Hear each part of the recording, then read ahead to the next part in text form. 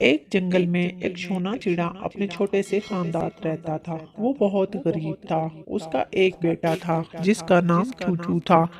सोने चिड़े की बीवी रानो चिड़िया भी बहुत मेहनती थी। सोने चिड़े को जो भी काम मिल जाता वो खुशी खुशी कर लेता था।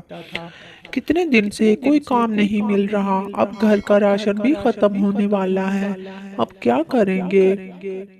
रानो परेशान ना हो, अल्लाह बेहतर करेगा। इसी तरह दिन गुजर जाता है और शाम को सोना चिड़ा आज भी खाली हाथ वापस आया था। चूचू के पापा, क्या बना? कोई काम मिला? नहीं रानो, चूचू सो गया है क्या? हाँ, चूचू खाना मांगते मांगते सो गया। आज घर में खाने के लिए कुछ भी नहीं था।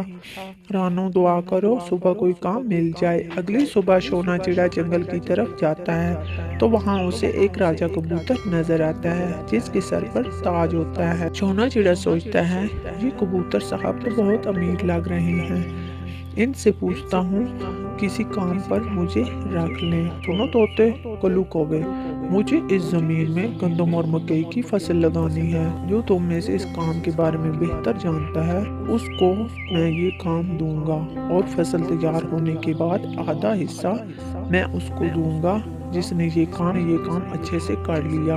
नहीं कबूतर साहब, ये काम बहुत मुश्किल है, हमसे नहीं होगा। सोना चिड़ा जल्दी से बोलता है, कबूतर साहब, मैं ये काम कर लूंगा और आपको गंदम और मकई की फसल तैयार करके दूंगा। ठीक है सोना चिड़े, तुम ये काम कल से शुरू करो और जब तक फसल पक कर तैयार नहीं हो जाती तब तक तुम अब घर वालों के साथ मेरे घर पर ही रहना ताकि खाने पीने की कोई मुश्किल पेश ना आए। ठीक है कबूतर साहब, मैं कल ही आ जाऊंगा।